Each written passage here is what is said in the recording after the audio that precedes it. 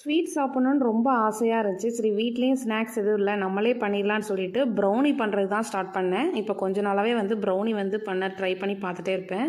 So இன்றைக்கி வந்து பார்த்திங்கன்னா நார்மலாக பண்ணுற ப்ரௌனி இல்லாமல் கொஞ்சம் ஃபஜ்ஜியாக நம்ம ப்ரௌனி ட்ரை பண்ணி பார்க்கலான்னு சொல்லிட்டு அதுக்கான மெஷர்மெண்ட் எல்லாமே டிஃப்ரெண்ட்டாக இருந்துச்சு. ஸோ அதையெல்லாம் வச்சு பேட்டர் வந்து சூப்பராக ரெடி பண்ணியாச்சு. பார்க்கவே அவ்வளோ சூப்பராக இருந்துச்சு. நானும் ட்ரேயில் வந்து எல்லாம் செட் பண்ணியாச்சு. உள்ளே வந்து நட்ஸ் இந்த மாதிரிலாம் எதுவுமே போடலை. ஸோ மேலே வந்து பார்த்திங்கன்னா டாப்பிங்ஸ்க்கு வந்து ஒயிட் சாக்லேட் அண்ட் டார்க் சாக்லேட்டும் வச்சு தனியாக வந்து பேக் பண்ண வச்சாச்சு. இது நம்ம ப்ரௌனி பேக் ஆகி வரதுக்குள்ளே ஹவுஸ் ஓனர் வீட்டிலேருந்து கொஞ்சம் ஸ்நாக்ஸ்லாம் வந்துருந்தது. 2 ஸ்நாக்ஸ் கொடுத்தாங்க. ஸோ இது வந்து பார்த்திங்க அப்படின்னா ஃப்ளாட் பீன்ஸ், டபுள் பீன்ஸ்னு சொல்லுவாங்க, லிமா பீன்ஸ்னு சொல்லுவாங்க. இது வந்து அவங்க நிறைய இடத்துல வந்து அவங்கள பார்க்க முடியும். அது மட்டும் இல்லாமல் இது வந்து ஒரு ஸ்வீட்டு, அவங்களோட ட்ரெடிஷ்னல் ஸ்வீட்டுன்னே சொல்லலாம். நிறைய ஃபங்க்ஷனில் வந்து இந்த ஸ்வீட் வந்து பண்ணுவாங்க. நம்ம ஊரில் இந்த தேன் மிட்டாய் மாதிரியே இருக்கும், ரொம்ப நல்லாயிருக்கும். ஸோ அப்படியே சாப்பிட்டு முடிக்கல நம்ம ப்ரௌனியும் சூப்பராக ரெடி ஆகிடுச்சு. நல்லா வந்து ஃபஜ்ஜியாக இருந்துச்சு. கட் பண்ணுறப்பே தெரியும் எவ்வளோ சாஃப்டாக இருக்குன்ட்டு. நான் வந்து 2 இடத்துல வந்து வெளியே வந்து ப்ரௌனி வாங்கி சாப்பிட்ருக்கேன். அதெல்லாம் வந்து பார்த்திங்கன்னா கேக் மாதிரியே இருக்கும்.